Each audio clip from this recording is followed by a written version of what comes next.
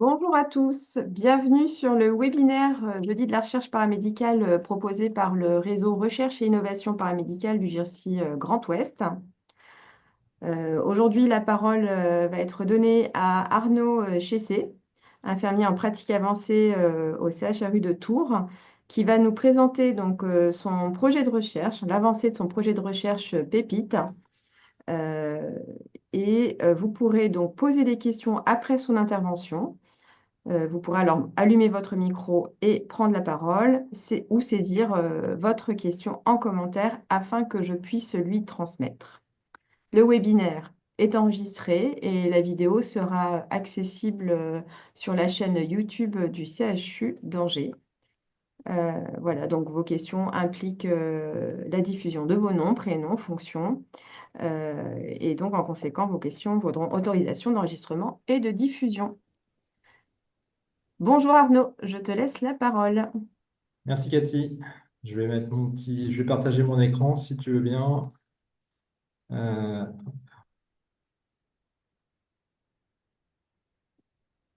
Est-ce que c'est bon? Je pense que c'est bon. Donc bonjour à tous. Donc Arnaud Chessé, infirmier en pratique avancée en psychiatrie santé mentale au CHU de Tours. Je vais commencer rapidement par une présentation de mon parcours. Comme ça va un petit peu faire un peu de contexte et puis avoir un point de départ. Donc moi, je suis infirmier depuis 2006. Je suis donc diplômé de Tours. Après, je suis parti pendant quelques années sur Paris à la PHP en gériatrie et gérontopsychiatrie pendant environ 6 ans. Je suis revenu sur Tours et sur le CHU en 2012. Je suis arrivé en psychiatrie, c'était un milieu que je ne connaissais pas à l'époque.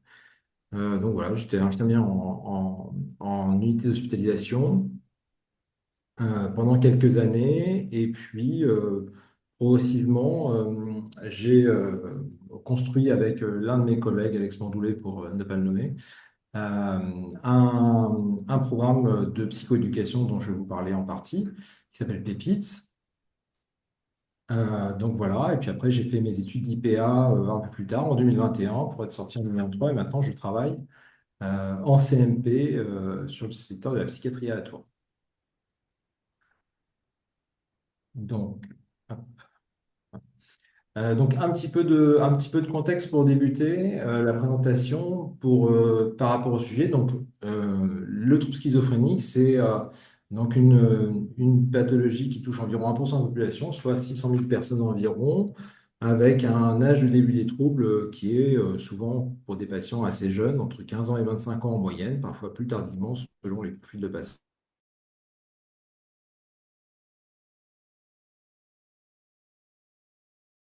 C'est pour ça qu'on parle le spectre de la schizophrénie, où on parle des schizophrénies au pluriel. Souvent, on aborde ça et finalement, on part du principe qu'il y a de multiples schizophrénies, en tout cas de multiples facettes selon les patients.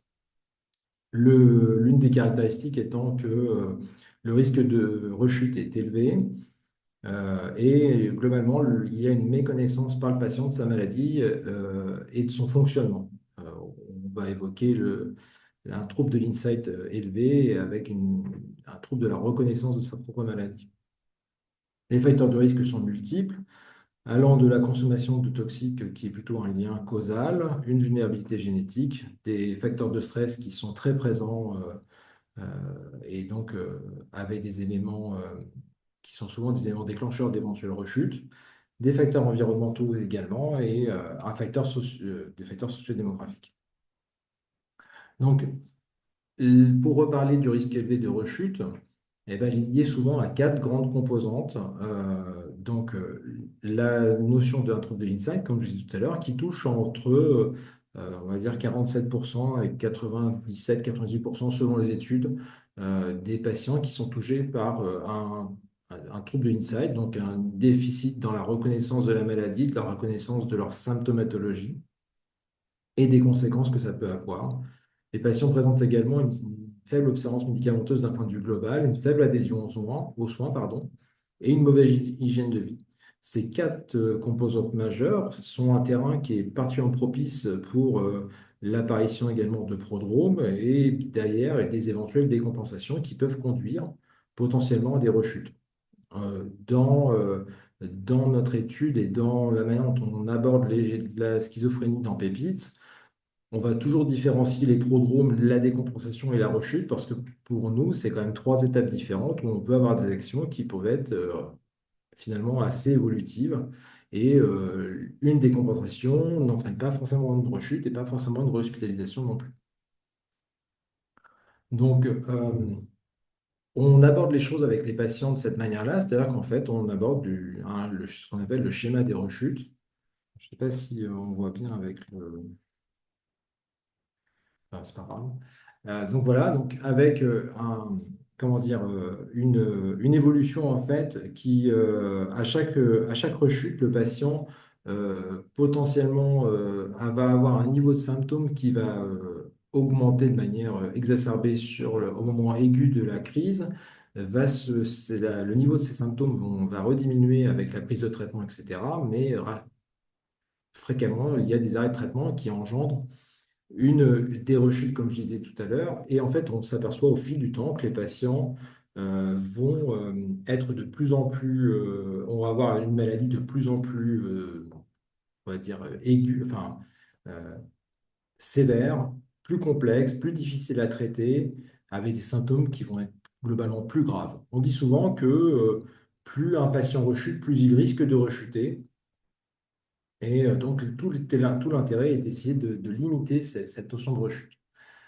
L'observance du patient, en plus, risque de diminuer parce qu'il y a une forme de découragement. La résistance thérapeutique, elle augmente également avec des molécules qui agissent, on va dire, moins vite ou avec des doses plus importantes. Et on voit en fait avec cette courbe bleue qui augmente l'apparition progressive de symptômes résiduels qui sont très difficiles à traiter et où les traitements sont souvent assez peu efficaces. Donc, on a fait un constat, en fait, quand on a commencé à travailler sur des PITS, c'était que le parcours de soins des patients, dans le parcours de soins des patients, la psychoéducation, elle pouvait être proposée, mais surtout dans les hôpitaux de jour, voire uniquement dans les hôpitaux de jour, et donc après la sortie. Et quand on était en unité d'intra-hospitalisation, les patients, bien souvent, n'y avaient pas accès. Euh, Parce que, en fait, soit ils n'avaient pas accès à l'hôpital de jour au stade où ils étaient, soit quand ils étaient adressés à l'hôpital de jour, les délais d'attente étaient très importants, il y avait un manque de place, et les patients parfois avaient déjà rechuté avant même de pouvoir avoir accès à ce type de programme. Il y avait des ruptures de suivi très fréquentes, et quand on a cherché un petit peu des données de la science à travers la France, euh,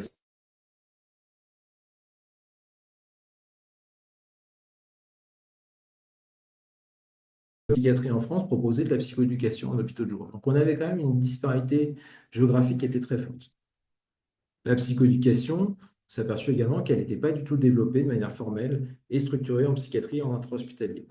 Donc on a essayé de travailler sur la conception d'un programme de psychoéducation qu'on fait en individuel qui s'appelle Pépites et qui est réalisé en fait par des infirmiers qui étaient nous à l'époque, au moment où on a commencé à construire le projet. Donc dans les premiers temps, l'hospitalisation. Et puis l'idée, c'était d'essayer de répondre justement à ce chaînon manquant dans la prise en charge des patients et pour pouvoir donner le maximum de capacité aux personnes pour se rétablir dès la sortie d'hospitalisation sans aucun délai. Et donc plutôt que d'avoir une marge assez faible de patients ayant accès à la psychoéducation, pouvoir la proposer en fait à tous les patients qui étaient hospitalisés. Donc, euh, j'ai essayé de concevoir la présentation sous forme de cette chronologie pour prendre les choses au fur et à mesure. Euh, donc, en 2016, on a commencé à travailler sur Pépites et on a mis après 2 ans à concevoir nos outils, concevoir la structuration du projet, réfléchir à la dynamique, etc. Et on a fait en fait pendant ces 2 ans une sorte d'étude pilote avec les premiers patients qu'on a intégrés au fur et à mesure. Donc, Pépite, c'est une psychoéducation qui est innovante, c'est-à-dire que en fait, on a développé, donc, comme je vous disais, un programme qui dure 7 séances, qui sont de type entretien infirmier, à chaque fois de 45 minutes, et qui sont animées en alternance par un binôme d'infirmiers, donc à raison de 2 séances par semaine, ce qui fait environ 3 semaines et demie de programme. C'était des entretiens infirmiers, donc on s'appuyait avant tout sur le vécu partagé qu'on avait auprès des patients au quotidien. On avait les infirmiers sur place, en fait, avaient une sorte de... Il y avait une confiance qui se tissait au fur et à mesure de l'entretien et on avait accès à des choses qui étaient assez particulières et que le patient acceptait de se confier. Donc, on était vraiment sur une approche qui était précoce, individuelle, c'était notre approche de départ. Et donc, on s'est dit qu'il pouvait être intéressant d'évaluer le programme auprès des patients et de voir un peu les répercussions que ça peut avoir. Euh, Donc, en 2018, on est parti sur le principe de essayer de déposer notre projet au PHAIP, qui est le programme hospitalier de recherche infirmière et paramédicale. Donc, en mars, on a déposé la lettre d'intention, on a été validé en juillet, puis après, on a fait le protocole qui a été déposé sur la fin d'année, qui a été validé par la suite. L'hypothèse qu'on avait retenue, c'était de se poser la question si la réalisation de PEPITS avait des effets bénéfiques sur la prévention des rechutes avec un gain potentiellement durable pour les patients sur l'insight des patients, la qualité de vie et l'observance médicamenteuse. Dans les objectifs, bah, c'était avant tout d'évaluer l'impact du programme sur l'insight, sachant qu'on avait quand même des études qui étaient très différentes. C'est-à-dire qu'on avait des études qui disaient que l'insight était inamovible et ne pouvait pas évoluer, d'autres qui disaient le contraire. Donc on s'est dit que ça pouvait être un bon critère et on partit du principe qu'un patient qui se rend compte de ce qu'il vit, qui comprend les enjeux et qui gagne en maîtrise, eh bien, va peut-être avoir plus envie d'accepter les soins, etc. Et puis, on s'est dit que dans les objectifs secondaires, il fallait qu'on puisse évaluer l'impact sur l'observance médicamenteuse, sur des choses finalement très concrètes, la qualité de vie des patients et sur, de manière un peu générale, leur adhésion aux soins. En se disant que finalement, quelqu'un qui euh, prenait soin de lui avait une meilleure adhésion et allait de manière plus active vers les soins, plutôt que quelqu'un qui échappait aux soins et par une forme de rupture de suivi, quoi. Et puis, on s'est posé la question, parce que nous, on était en train de vivre ça de notre côté à nous pendant ces 2 ans. Finalement, est-ce que pour les soignants, le fait de faire de la psychoéducation de l'individuel, est-ce que ça change quelque chose pour les soignants? Donc, on s'est posé la question s'il y avait un lien entre PEPITS et une évolution de la qualité de vie au travail, du sentiment d'auto-efficacité, de la satisfaction, de l'engagement au travail et du bien-être psychologique. Parce que finalement, nous, en tant que soignants, même si on était créateurs, donc il y avait une forme de biais de départ, euh, on vivait en fait une espèce d'évolution, une dynamique. Il se passait quelque chose pendant 2 ans auprès des patients. On avait de très bons retours. On a inclus 23 patients dans notre préétude. Avant le PHRIP, on avait des patients qui ne revenaient pas, qui quelque part, nous remerciaient de l'investissement qu'on leur proposait et qui avaient des réels bénéfices. Et nous, on avait aussi des réels bénéfices pour nous parce qu'on s'était beaucoup plus acteurs dans notre quotidien. Donc, on s'est posé la question si ça pouvait être intéressant. On a fait le choix d'explorer ça également. Donc, le design de l'étude, bah, il est finalement assez simple. C'est un essai randomisé multicentrique. Donc, à 2 bras, un bras expérimental, un bras contrôle. Dans un bras, dans le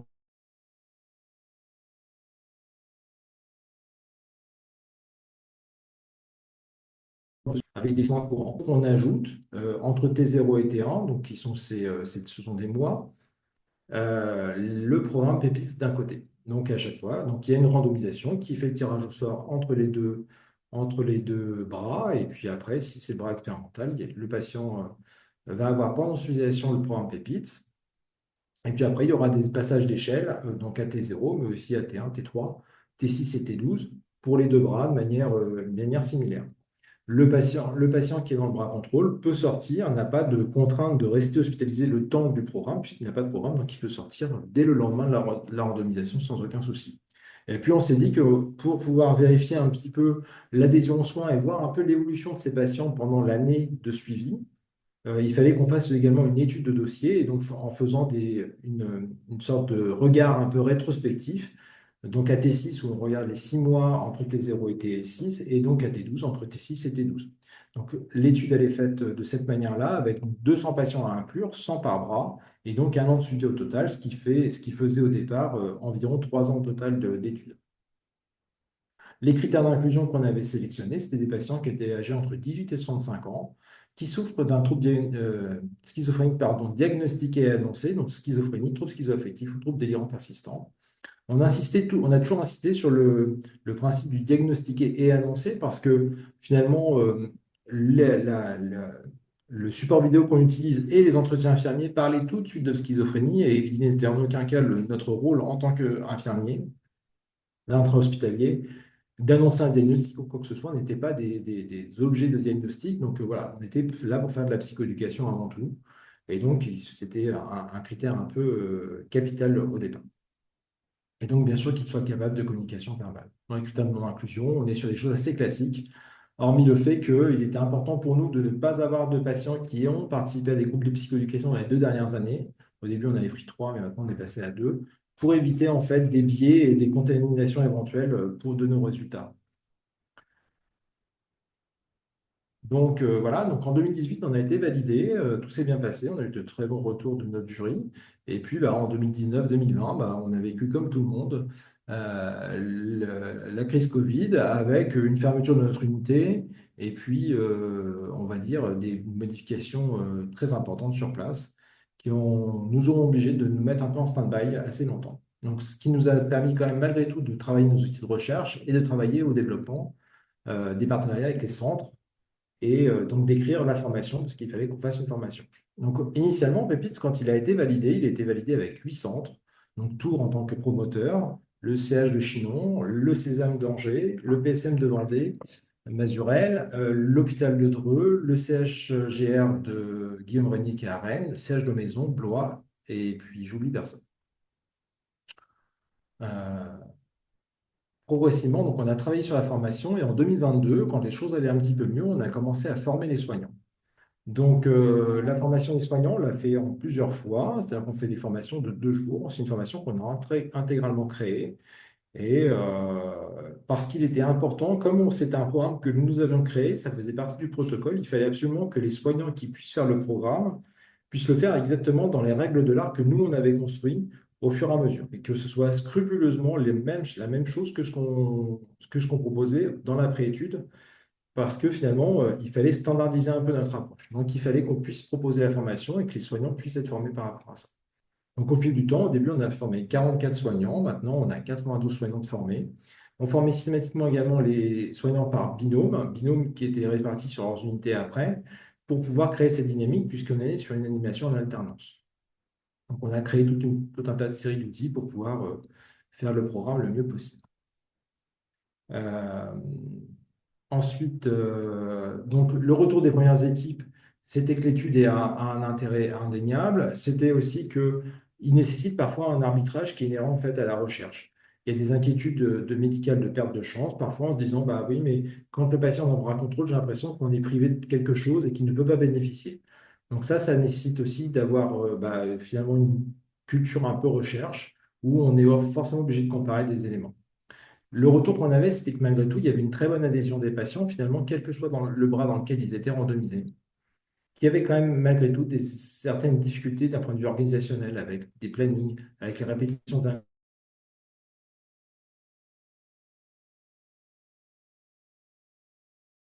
de nouveaux soignants, et ça, c'est des choses qui restaient systématiquement, qui étaient quand même très positives pour nous.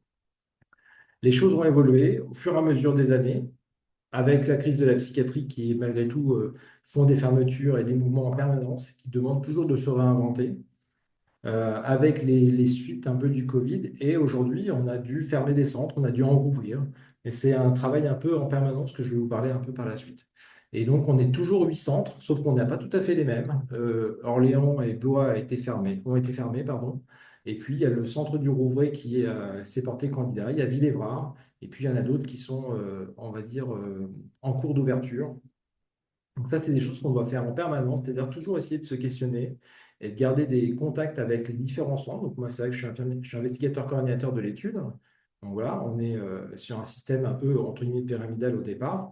Et mon travail est de pouvoir tout le temps avoir des contacts en quasi-permanence, on va dire, le plus souvent possible quand il y a besoin, avec les 8 centres et les investigateurs principaux de chaque centre pour savoir comment ça va, est-ce qu'il y a des inclusions, pourquoi il n'y a pas d'inclusion, qu'est-ce qui se passe, est-ce qu'il y a des leviers ou des freins qu'il faut identifier, etc. Il y a un travail de communication qui est un peu permanent par rapport à tout ça. Euh, donc, si on fait un petit focus sur l'inclusion, vous voyez, on retrouve en fait ces cassures par moment. C'est-à-dire que l'étude, elle a commencé en juin 2022, elle était prévue pour 2 ans au départ. Parce qu'en fait, on avait, on va dire, calibrer l'étude par rapport à ce qu'on savait faire à l'époque, nous, dans la préétude, quand on était infirmier, avec mon collègue, donc Alexandre Doulet. On savait qu'on arrivait à faire environ au moins 10 inclusions, 12 inclusions par an sans aucun souci. Nous, on s'est dit, bah, les équipes vont réussir à faire à peu près la même chose que nous. Sauf que chaque équipe est différente et donc l'évaluation de 200 patients pour 2 ans, ça ne suffisait pas. Et donc, on a fait le choix d'étendre l'étude à 2 ans supplémentaires, donc pour 4 années au total. Et donc, on voit bien qu'en fait, il y a des délais qui se font tout le temps. Alors, on a des cassures au moment de l'été, au moment des fêtes de Noël, qui limitent en fait les inclusions. Et il y a des moments où ça s'accélère, il y a des moments où ça ralentit en permanence. On a aussi des fois des délais qui font que on a une première inclusion qui a démarré notre chrono en juin et on a eu la deuxième inclusion qu'au mois de septembre. Et entre deux, il y a 3 mois de perdu parce que c'est comme ça. Donc en fait, la confrontation entre la théorie et entre guillemets la vraie vie est toujours délicate et intéressante à prendre en compte quand on porte et quand on coordonne une étude euh, pour rester sur une réalité de terrain avant tout. Le nombre d'inclusions, bah, vous voyez, hein, il est quand même assez différent. Alors, Tours est forcément très élevé parce que c'est eux qui ont le plus de soignants formés, hein. On a 8 unités qui sont formées Pépites à Tours. Alors que par exemple, le Sésame, on n'a plus que 2 actuellement, Chinon 2 également.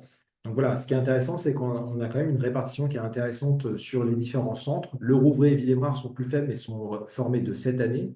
Donc forcément, ça démarre tout doucement. Mais globalement, on a un équilibre qui est intéressant sur l'ensemble des centres et qui nous convient tout à fait.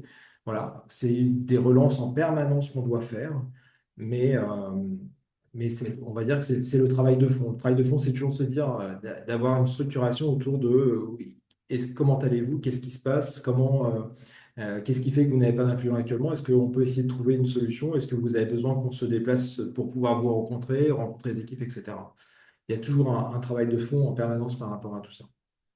Donc, concernant mon expérience, au niveau des freins à la coordination d'études simulcentriques, bah, malgré tout, en fait, il y a quand même une forme de résistance au changement dans le sens où finalement, proposer de l'innovation, proposer de la recherche, bah, c'est pas si simple que ça. Malgré que les gens sont parfois volontaires, les équipes, il peut y avoir une différence en fait entre les volontés hiérarchiques, cadres, etc., ou médecins par moment, et la volonté des équipes. Et c'est vrai qu'on est dans la recherche en soins.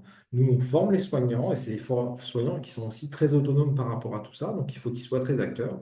Et des fois, il y a des différences entre le souhait, on va dire, un peu hiérarchique et le souhait des soignants. Et puis des fois, c'est le contraire. C'est les soignants qui sont très demandeurs, mais par contre, il y a une forme de résistance où les médecins ont changé. Et puis, bon, bah, ça peut créer un peu des tensions et il est toujours intéressant de se rendre le maximum disponible pour pouvoir recentrer les choses par rapport à tout ça. Il y a globalement une instabilité de toute façon de la psychiatrie qui nous génère en fait voilà, des équipes qui changent tout le temps, hein. Et des fois des équipes qui sont très dynamiques pendant à un moment, on les revoit un an après et tout s'est effondré et l'équipe a à moitié changé.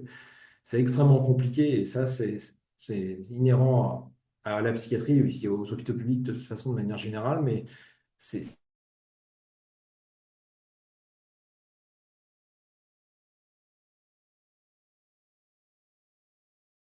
ça, hein, je veux dire, il faut pas se.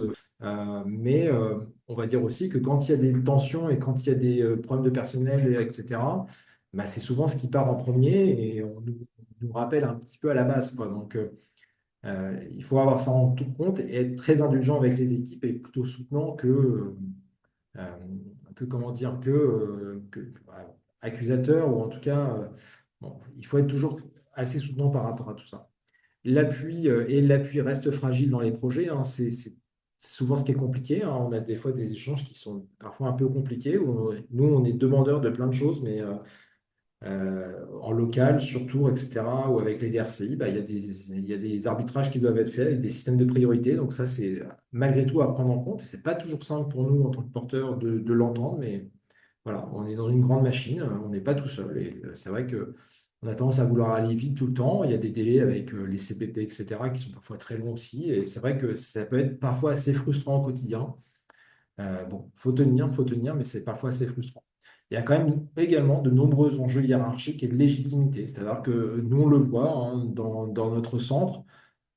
La légitimité, elle est facilement attaquée, hein, et je suis moins embêté maintenant étant IPA et j'ai un peu plus de légitimité par rapport à ça. Mais c'est vrai que quand on a un infirmier qui fait de la recherche, on est quand même un peu un peu original, un peu exotique, entre guillemets. Et dès qu'on affirme des choses ou on essaie de défendre un peu son protocole, parce que c'est comme ça qu'il a été écrit, c'est comme ça qu'il a été validé, bah, on nous questionne sur oui, mais bon, on pourrait peut-être faire autrement. Bah, non, on ne peut pas faire autrement, parce que c'est un protocole, on peut pas déroger.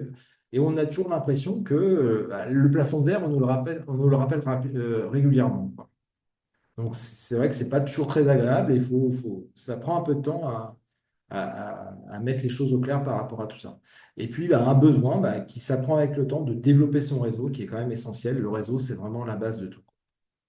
En termes de levier, euh, il faut absolument avoir une équipe de recherche qui est solide, qui est soutenante, qui est structurée, parce que en fait, c'est chronophage et c'est, je dirais, quasiment épuisant. C'est-à-dire que moi, ça occupe une partie de mon esprit en permanence. Alors, j'ai un peu de temps dans mon métier d'IPA, ce qui n'était pas le cas en tant qu'infirmier, mais c'est un travail qui est permanent. Donc, moi, j'ai la chance d'être très bien entouré. Et on est un binôme qui est très solide de départ avec Alexandre Boulet où finalement on s'auto-remplace en permanence, hein. Il aurait pu être porteur du projet tout autant que moi. Donc voilà, et les choses, on les a clarifiées tout de suite par rapport à tout ça. Mais si jamais l'un ou l'autre est en vacances, il y a toujours un relais en permanence. Et c'est essentiel d'avoir cette équipe de recherche solide. Et puis, on a des arcs qui sont présents, qui connaissent notre travail et qui nous soutiennent et on va dire, qui nous relaient très rapidement. Donc, c'est vrai que c'est ultra important d'avoir finalement quasiment des arcs décisionnels de ce qui se passe et qui fait quoi pour que les rôles soient bien déterminés et que ce soit le plus simple parce que la structuration, c'est vraiment ce qui prend le plus de temps, mais c'est aussi ce qui en fait gagner le plus.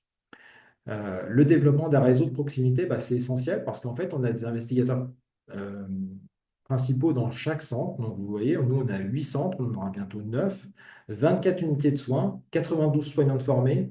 On connaît tout le monde, donc voilà, et on peut interpeller n'importe qui tout le temps, mais on a besoin de relais sur place parce que on est avec des géographies qui sont variables sur tout le Grand Ouest, voire un peu plus la région parisienne, et on a besoin d'avoir des relais par mail, etc. Et c'est essentiel d'avoir un réseau de confiance très important où on peut s'appeler, où on peut s'envoyer des mails, et c'est vraiment très important et très soutenant au quotidien. Bien sûr, d'être identifié et disponible, comme je dis, hein, si vous avez la moindre question, qui que ce soit, bah, vous m'appelez, vous m'envoyez un mail, il n'y a pas de souci. Il y a des fois, j'ai eu des fois des internes qui m'appelaient de Rennes, de Mazurel, qui me disaient, bah oui, j'hésite pour inclure tel et tel patient, qu'est-ce que vous en pensez? On a l'expérience de 23 patients au départ, et en fait, il faut toujours s'appuyer sur cette étude pilote-là, parce on a vécu tout ça par le passé, quoi.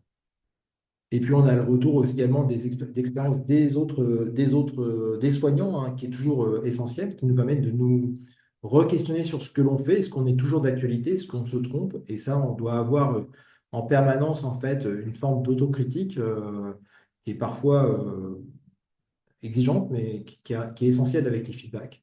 Donc voilà. Et puis, il faut assurer une dynamique qui est perpétuelle, c'est-à-dire qu'il faut faire des relances sans arrêt, sans être harcelant, en trouvant le juste milieu, en trouvant une pointe d'humour. Il y a plein de techniques qui existent, mais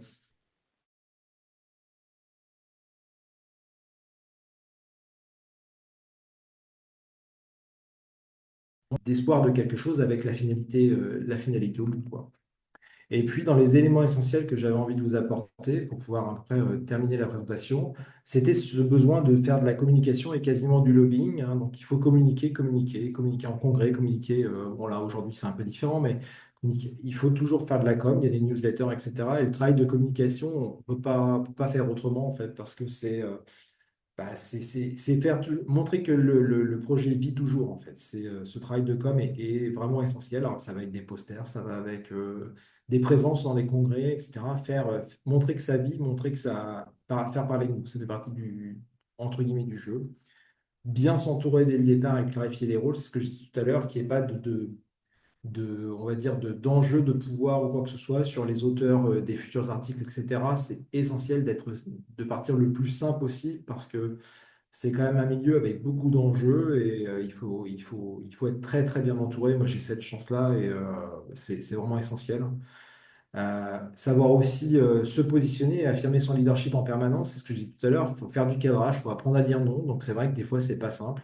Mais parfois, il y a des gens qui veulent mettre leur petite touche et leur idée voilà, mais nous, maintenant, ça fait 8 ans qu'on travaille dessus et on sait où on va. Et parfois, bah, on doit faire un peu le bulldozer pour essayer d'avancer malgré tout, mais on sait où on va, on a la responsabilité de porter le projet et on doit aller jusqu'au bout parce qu'il y a aussi des fonds publics qui sont investis et on ne peut pas se permettre d'avoir une étude qui soit creuse avec des résultats qui sont inutilisables.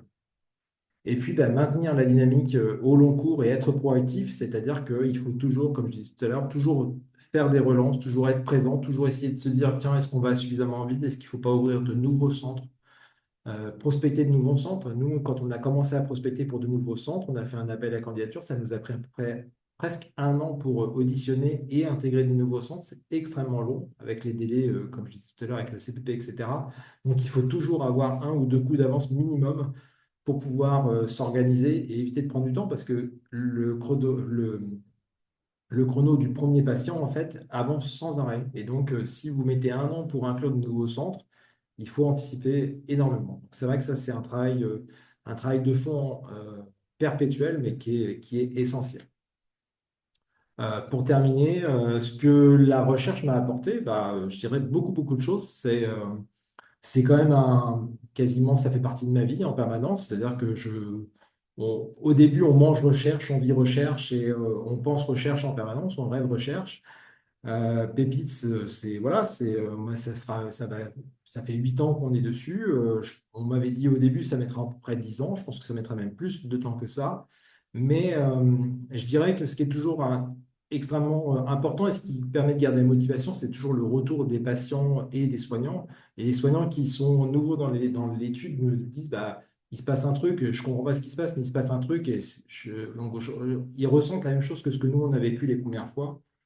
Et ça, c'est toujours super intéressant. Et puis, c'est essayer de mettre à l'épreuve une idée qu'on a eue. Moi, je dis souvent que c'est un programme un peu d'idées de post-it, de coins de table de transmission, et qu'on essaye de faire résonner un peu au maximum d'endroits pour essayer de le mettre en place et que ça devienne une sorte de standard dans les soins au quotidien. Et ça, c'est toujours, c'est très motivant de se dire que dans un monde où on a l'impression toujours de ne rien réussir à faire, qu'il n'y a rien ne bouge, de pouvoir bouger les choses par soi-même et essayer de porter un nouvel espoir auprès des patients, c'est très motivant. Donc voilà, c'est vrai que ça m'a apporté plein de choses. Moi, je reste persuadé que je ne serais pas IPA si j'aurais pas fait Pépites. Donc forcément, ça change les trajectoires de carrière, même si des fois, on a l'impression que les choses sont un peu fades au quotidien parfois. Mais ça porte de nouveau, ça ouvre l'horizon de de ce qui est possible. Donc voilà, et puis bah, peut-être que Pépite demain, quand on a fait notre appel à candidature, on a eu tous ces centres-là et plein d'autres qui on n'avait pas été au-delà. Mais peut-être que Pépite demain, ça sera à travers la France et ça, c'est quand même également extrêmement satisfaisant. Voilà, j'ai essayé de faire au mieux, au plus vite. Je suis désolé si j'ai un petit peu débordé. Petit. Merci beaucoup, Arnaud, pour cette présentation. Je vais tout de suite laisser place aux questions des participants. Donc, je vous invite à ouvrir vos micros et à poser les questions en direct, Arnaud.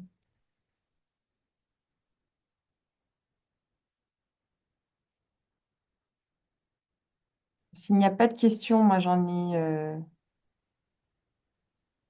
Allez-y, hein. Prenez parole. S'il n'y a pas de questions, moi je vais te poser une question, Arnaud. Ouais. Finalement, c'est une étude qui pourrait peut-être amener, ouvrir à d'autres études. Est-ce que tu as pensé à, est-ce que finalement ce travail t'a fait penser à d'autres questions de recherche éventuelles?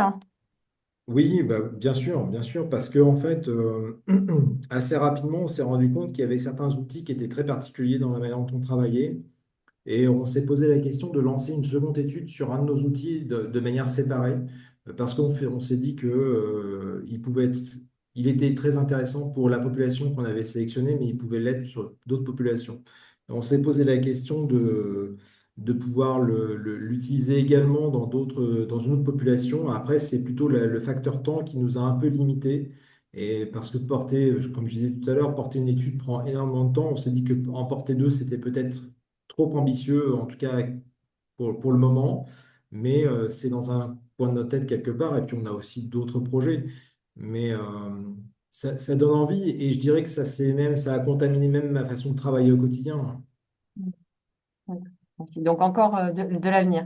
Ouais. Aline Gaudron, je vous laisse la parole pour votre question. Oui, bonjour. J'ai trouvé déjà la présentation très intéressante. Merci beaucoup. Moi, je suis en train de poser un PHRIP avec une lettre d'intention. Et la partie qui m'a intéressée dans votre présentation, c'était la partie essai avant de poser le PHRIP. Et moi, c'est quelque chose qui m'intéresse parce que j'avais envie de le faire. Mais on m'a posé des limites en me disant, il faut du temps pour faire ces essais. Et je me demandais comment vous aviez pu du coup le réaliser avant que ça soit vraiment dans un PHRIP. La préétude, du coup. Oui, oui, c'est Ouais. ça. La préétude, nous, on l'a faite vraiment, comment dire? On l'a fait dans notre service au quotidien pour roder nos outils, roder notre programme, roder les échelles, parce que on a quand même des échelles psychométriques et il fallait qu'on soit sûr d'utiliser les bonnes, parce qu'une fois qu'elles sont gelées, on ne peut pas les changer, quoi. Donc, il fallait Mm. un petit peu roder tous ces éléments-là et on l'a fait de manière très empirique, au fur et à mesure, aussi en s'appuyant sur ce qui existait dans les différents articles scientifiques, quelles échelles étaient utilisées plus que les autres, etc. Donc on l'a fait au quotidien pendant à peu près un an et demi, quoi. Oui, Après, on le faisait sur notre temps de travail avant tout, hein. On n'avait pas de temps dédié, mais c'était quelque part, on avait une sorte de bienveillance de nos collègues infirmiers, de oui, notre oui, cadre, et puis on s'est dit qu'on était, de notre médecin, bien sûr, et on s'est dit qu'on était une sorte de laboratoire pour l'après. Et que si nous, on y arrivait, il n'y avait pas de raison que personne n'y arrivait. Parce que c'est vrai que tout à l'heure, je parlais de la réticence au changement, mais la première chose qu'on nous dit quand on s'est lancé, c'est vous êtes probablement un peu complètement fou, et puis on n'aura jamais le temps, ça ne marchera jamais. On ne nous laissera jamais faire. Parce que la recherche, c'est pas pour nous, c'est pas pour nous les infirmiers. Et nous, on s'est dit, bah, chiche, on va essayer d'aller au-delà. d'accord. Et puis après, il y a des appels. Maintenant, il existe quand même de plus en plus d'appels à idées, innovations en interne. Nous, on en a Mm. sur le CHU qui peuvent permettre de travailler sur cette préétude-là, avoir un petit financement alors, c'est des fois 10 000 à 15 000 euros, c'est déjà pas mal du tout, pour pouvoir s'aider à se roder sur ces choses-là. Je crois que le GIRSI fait aussi un appel à innovation, Cathy, Oui, tout à fait. On a un appel interne annuel qui, du coup, effectivement, a cet objectif de pouvoir aider, accompagner les professionnels en primo-chercheurs, j'ai envie de dire, à mettre le pied à l'étrier et à s'initier dans cette activité-là, oui. D'accord, merci. J'ai encore d'autres questions s'il n'y en a pas. Alors, une dernière question. Ensuite, Arnaud nous a partagé, je crois, son adresse mail, en tout cas l'adresse mail du programme Pépite. Et en tout cas, n'hésitez pas, après, il y a aussi l'adresse mail recherche au pluriel, point paramédical au pluriel, c'est aussi ça qui va venir. chu-engine.fr où vous pourrez poser vos Mm. questions et je les adresserai à Euh, Arnaud. Mais allez-y, une dernière question, on vous écoute. d'accord. Du coup, vous aviez dit que il fallait du temps pour être vigilant, répondre aux questions des autres centres, motiver. Euh, c'est compris, ce temps-là, il est au moment de votre travail. C'est compris, c'est un temps qui a été financé dans le PHRIP. Comment ça s'orchestre? Ou c'est du temps personnel en plus? Non, alors dans le PHRIP, il est essentiel d'avoir ce temps de coordination qui est établi, hein. Ça fait partie, quand on monte un budget, c'est un temps qu'il faut avoir en tête et il faut, s'il n'est pas mis, il faut absolument le mettre. Après, c'est comment est-ce qu'on l'évalue et comment est-ce qu'il est réparti et surtout comment est-ce qu'il est libéré ce temps-là, quoi. Donc voilà. D'accord, Moi, dans mes missions d'IPA, c'est plus confortable parce que j'ai du temps de recherche. J'ai du temps de recherche qui est meilleur. Pour autant, ça ne suffit pas, hein. Moi, théoriquement, environ 30% de temps de recherche, mais malgré tout, ça n'est pas assez. Il m'en faut plus et je suis obligé de faire du supplément en fonction de ce que j'ai besoin. Mais Voilà, des fois il est suffisant, des fois il ne l'est pas, hein. D'accord. Donc, mais là, c'est parce que vous êtes IPA, mais si on est infirmier ou infirmier spécialisé, il faut Oui, absolument le mettre dans le PHRIP et d'avoir du temps oui, dégagé bien pour la sûr. gestion du PHRIP. OK. Quoi qu'il arrive, D'accord. il Bah, faut du temps de coordination, c'est obligatoire. Et moi, le temps de coordination, il est rebasculé en partie, hein, même s'il n'est pas toujours bien libéré, mais il est rebasculé sur bon, l'investigateur principal qui est sur Tours, qui est Alex Monjoulet, qui a conçu le PHIP avec moi. d'accord. Oui, c'est indispensable.